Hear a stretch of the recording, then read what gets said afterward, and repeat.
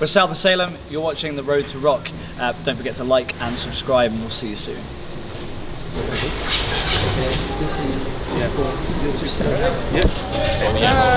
Ready to go. Action. Today we're down here in Bournemouth at the BIC in the Windsor Hall where some of the greatest rock legends have played. Alice Cooper, Whitesnake, Motorhead. Today we're going behind the scenes on the South of Salem video shoot. I'm Elysa Marsden and this is The Road to Rock.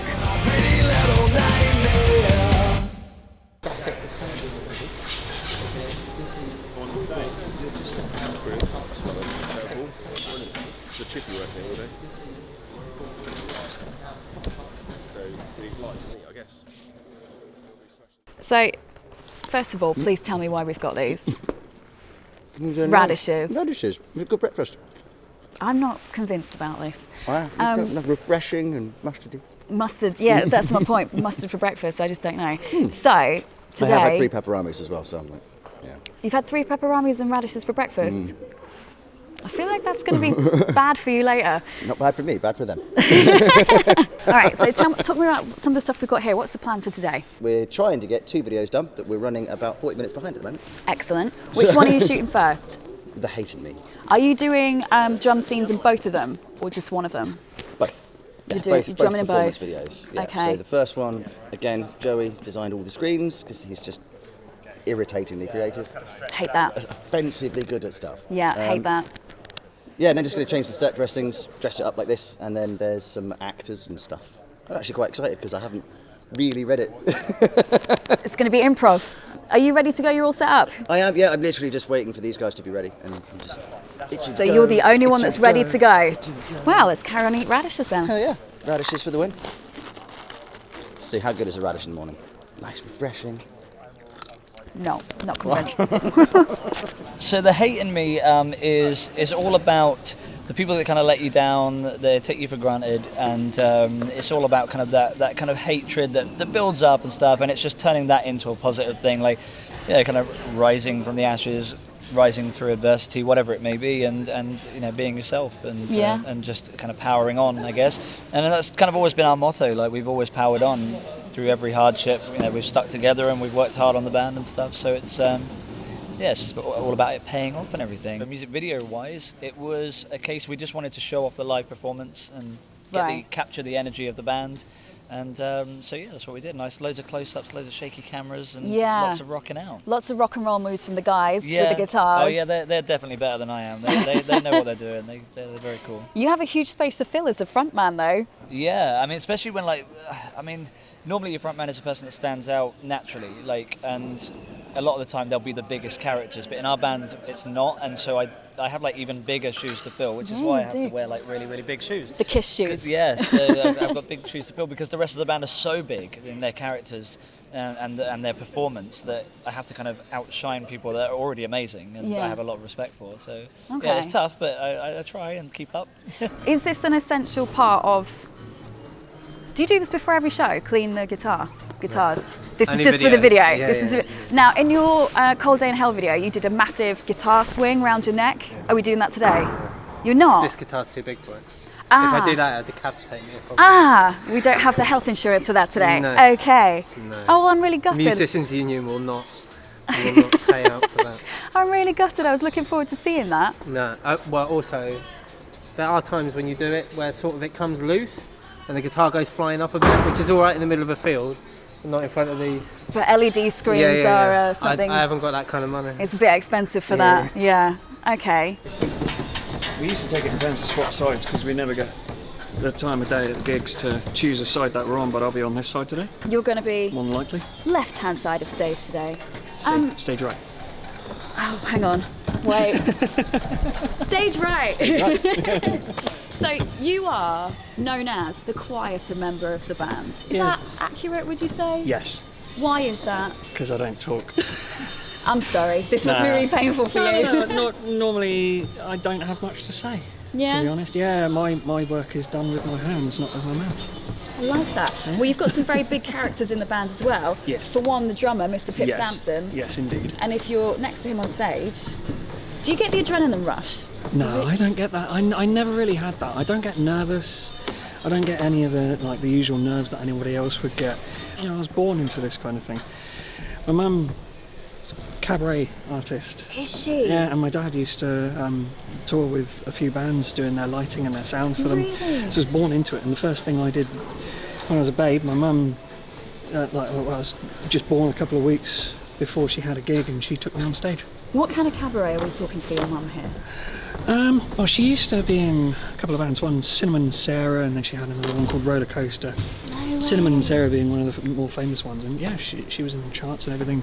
No way. Yeah. So you've grown up in this lifestyle. This showbiz is all you know, kind of thing. Yeah, there's no single member of our family that doesn't at least play an instrument or hasn't had anything to do with the industry. So, wow. Born into it, never really nervous. So what's your plan for the shoot? Have you got any ideas about what you guys are going to do in it? Climb all over this. Yeah, just run about. Jumping around. Yeah.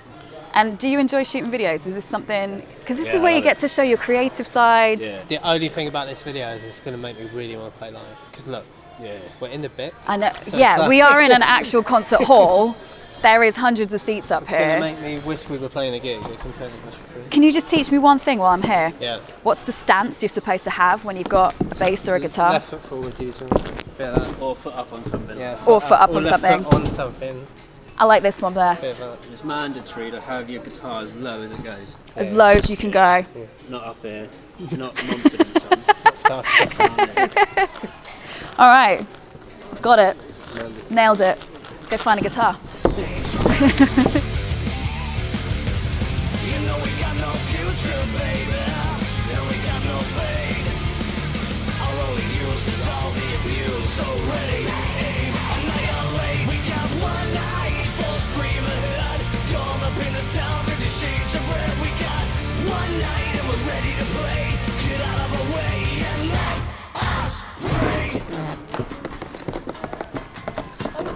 Hey, how's it going? All good. Just trying to get some speakers set up so that I can hear stuff. It's you that needs to hear, so you're behind here. I sit that bit. We're trying to shoot 2 videos today. Yes. How far behind are we right now? Couple of days. We've never shot a video on time. Yeah. I would imagine that's quite a normal thing though. That's not going to be something Yeah. that's, Yeah. even on movie shoots, it never goes to Get plan. used to it. Joey did Surely. send a schedule, but I must admit I didn't read it. Ah, that's helpful. It was really long and there was stuff in it, and it's like, Joey, It just was tell me big when to be there. If you'd have drawn pictures, I could have Exactly. understood much better. Really good at art. Should have just drawn me some stickmen.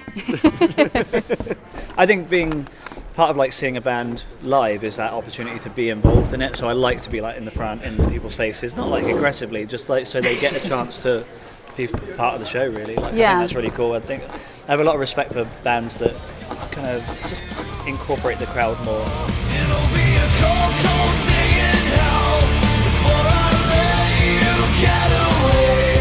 'Cause I love you and I need you, and I want you to stay. It'll be a cold, So we've come outside to behind the Windsor stage door, and I've got G with me, who is the band's manager of South of Salem, and from Morning Star Productions. Yep. How long have you been managing the band? Pretty much since the start. So How long have they actually been going? that's a loaded question. For a while, for quite a while. But realistically, I've been involved since pretty much the release of Let Us Pray. So Okay, and that was in 2020, early last year, in February. just before the first lockdown kicked in. This Literally. band has had such bad luck because they recorded their album, they were ready to go and release it, and then we went into the pandemic and we went into lockdown. Yep. They played 1 gig together. 2. Well, Two. no, the second one came out after the first lockdown. So it was 1 gig, then we went into lockdown. Right. So yeah. And is that all the gigs they've played so far? Because 2, we've had that's it. 2 more lockdowns since. Yeah, we've only played 2. So it's scary to think that since Let Us Pray came out back in February of last year, we've played 2 gigs. That was it. We haven't played since I think it's October last year now. That is scary. So it's quite, yeah. However, this coming summer in front of us, they've got a lot of gigs lined up. The fact that their first album got featured in classic rock, magazines like that, I think they gave us an 8 out of 10. And that's stunning for a debut album out of them. They That are is. quite sort of quite hard markers. So to give us an 8 out of 10, it was brilliant. Other places gave a 9 out of 10. It's people are hearing just how good they are. Yeah. And now's the time to carry that forward. So Yeah.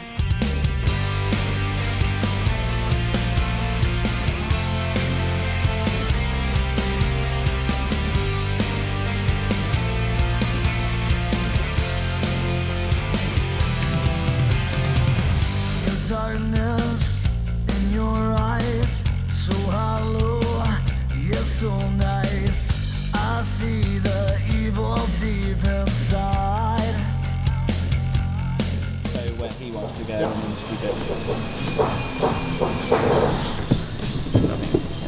Too happy. When we do this, we leave the house lights down or not? It'll make much of a difference then. So yeah, the idea is that we'll only film the shadow when the door is opening, but film him like so far. It's looking cool. Gordon, can you bring your sticks down? So Joey's directing this. This has been his brainchild. It's a very Corpse Bride, Nightmare Before Christmas, Jack and Sally feel to it. Just from what they're wearing, the effects that they're using, even the colour scheme as well. Right, so we get the background screen in. You go this way? I think so. That light looks cool. Like. Yeah, I like it. Matt, I'm just coming around. You're in your shot. That's it. Mate, if you go left. I'm thinking there. Yeah, no, that looks really nice. I just like that we've got a few of the things. And for these scenes, because we're outside. So what about Pretty Little Nightmare? Tell me about that one, because this is the one where you've really had an artistic input. I mean, the backdrops, the props, the actors. Definitely. Tell me about it all. Well, Pretty Little Nightmare was like a twisted love song. It's all about having feelings for someone that probably isn't absolutely right for you, and you're kind of you're overlooking their flaws and that kind of thing. So I thought, well, a twisted kind of love story does hand in hand with Tim Burton, kind of Corpse Bride, Edward Scissorhands. There's always like a kind of a weird thing, but like a romance in there. And so I wanted to try and capture that. So I sat creating kind of backgrounds and backdrops and pieces. You made all of this? I made all of those. Yeah, they're all just weird little textures and layers made into little room shapes and stuff. And then all the furniture I painted and. What's going to happen with the furniture? Is it going back to your house? It's going to go somewhere in my house. I don't have a massive house, so but I'll find a place for it hopefully. But the idea was that because it had that Tim Burton vibe, and that's a big influence on us, like kind of aesthetically, we wanted to kind of capture that and really kind of push that to the max. Yeah. I think it came out really cool. Lots of black and white, lots of kooky angles and spooky colours. So, yeah. And the actors that you got in as well, they were just perfect. They're amazing. Yeah, it's James Hayman Morton and Charlie Bond. I mean, they've both been in kind of feature-length films, and they're a brilliant team, brilliant actors, and they really shone today. They took what I wanted and just went 100% on it. It was incredible. They looked amazing, they acted amazing, and it's just captured everything that I wanted and more. So the roles you've been playing today, tell me about them. What kind of idea did he give to you? He basically told us a kind of Tim Burton-esque love story with, what would I say? Well, you're trying to win over my heart with gifts and trinkets and all sorts of flowers and things, and I'm more interested, I think, in Does that work? myself. No, it doesn't work. I'm Right, not okay. interested. I'm not a material girl, and I'm not living in a material world. Madonna was wrong. Just sneak a little reckon. No, we're not talking pop music today. I was more into my own art, and I didn't want to give it to you. And then you died, and that I was sad about. Yeah, died, fell asleep, something like that. And what do you think about the song Pretty Little Nightmare? It's gorgeous. It hasn't annoyed us yet, and we've No. heard it like 50 times today, and we're like, we know that on the drive home we're going to be going, whoa. You're my pretty little nightmare.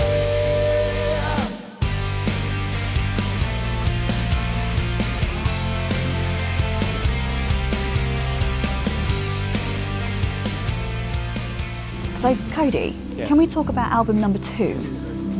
Yeah. Is it in the works, in the or works. is it just an idea at the minute? So like we're at the stage now where it's just bits and pieces, like there's riffs, there's some kind of almost complete songs, but everything is just like, I write loads and loads of different riffs.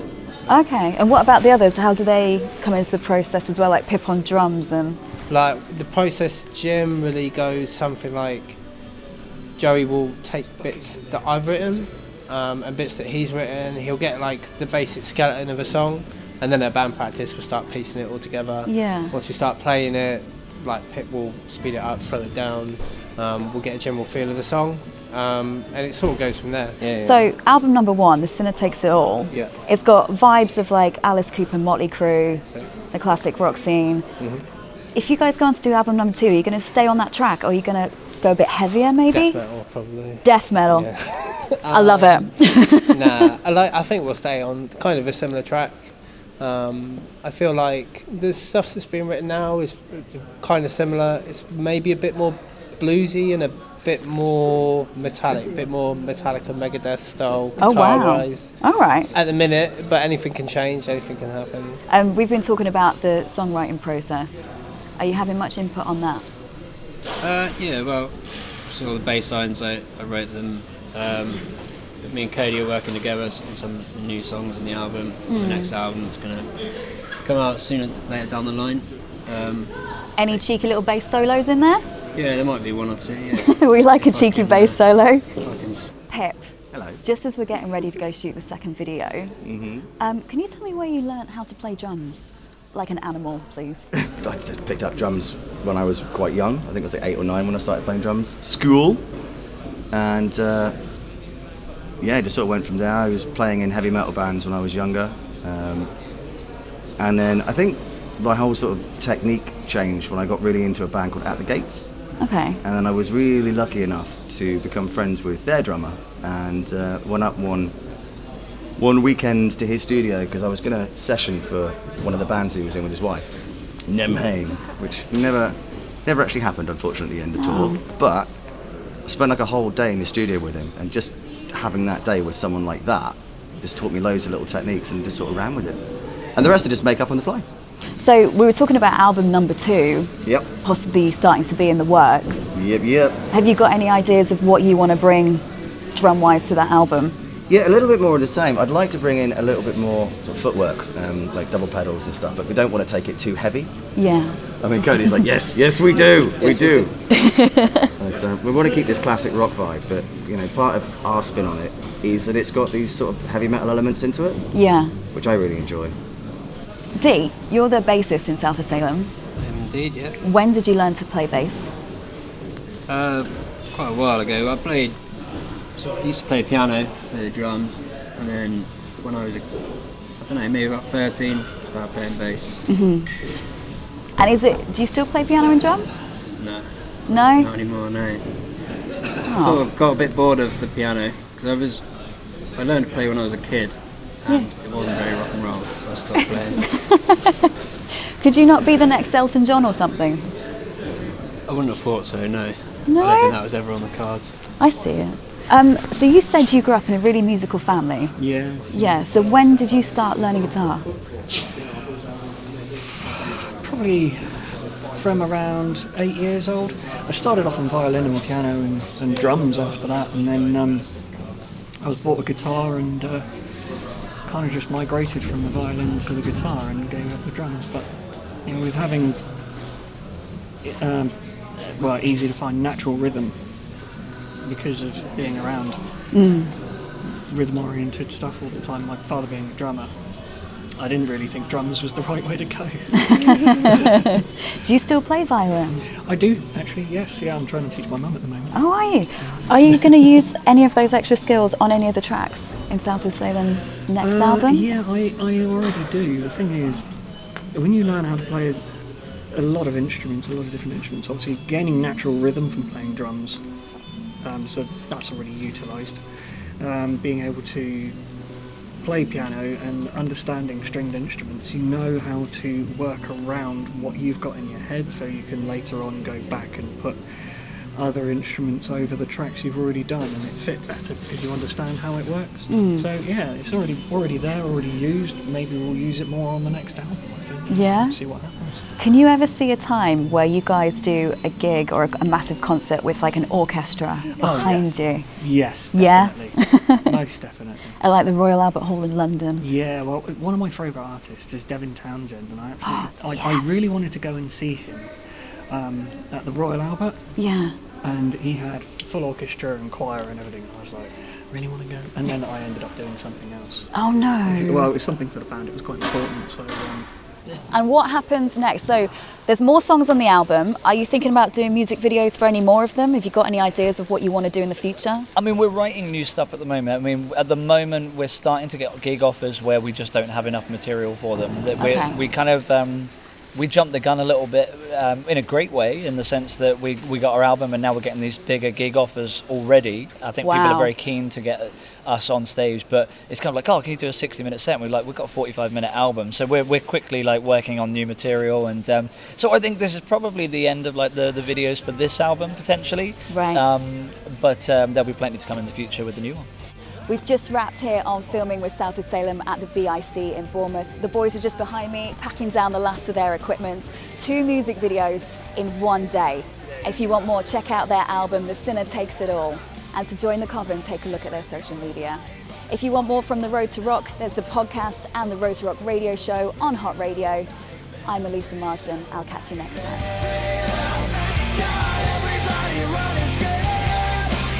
I don't care if you're alive, I just want you for